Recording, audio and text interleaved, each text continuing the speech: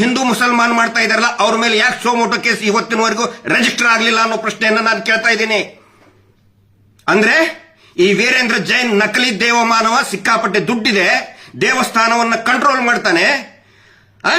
ಅವನ ಹತ್ರ ರಾಷ್ಟ್ರಪತಿಗಳು ಬರ್ತಾರೆ, ಪ್ರಧಾನ ಮಂತ್ರಿಗಳು ಬರ್ತಾರೆ, ಮುಖ್ಯಮಂತ್ರಿಗಳು ಬರ್ತಾರೆ, ಹೋಮ್ ಮಿನಿಸ್ಟರ್ ಬಂದು ಕಾಲ್ ಬಿಡ್ತಾರೆ, ಜಡ್ಜಸ್ಗಳು, ಹೈಕೋರ್ಟ್, ಸುಪ್ರೀಂ ಕೋರ್ಟ್ ಜಡ್ಜಸ್ಗಳು ಬಂದು ಅವ್ನು ಕಾಲ್ ಬಿಡ್ತಾರೆ ಅಂತ ಹೇಳಿದ್ರೆ ಅವನು ಏನ್ ಮಾಡಿದ್ದ ಅದೇ ನಿಜನಾ? ಅವನೇನ್ ಕಾನೂನಿಗಿಂತ ದೊಡ್ಡವನ? ಅವನು ನಕಲಿ ದೇವಮಾನವ ವೀರೇಂದ್ರ ಜೈನ್.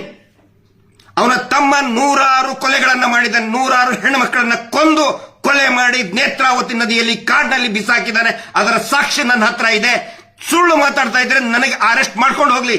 ನಾನು ತಪ್ಪು ಮಾತಾಡ್ತಾ ಇದ್ರೆ, ನಾನು ದಾಖಲೆ ಸಾಕ್ಷಿಗಳನ್ನ ಕೊಡದೆ ಹೋದ್ರೆ ಫಸ್ಟ್ ನನ್ನನ್ನು ಅರೆಸ್ಟ್ ಮಾಡಿ ಅಂತ ಸರ್ಕಾರ ಕೇಳ್ತಾ ಇದ್ದೀನಿ. ನಾನು ಬೊಗಳೆ ಬಿಡ್ತಾ ಇಲ್ಲ.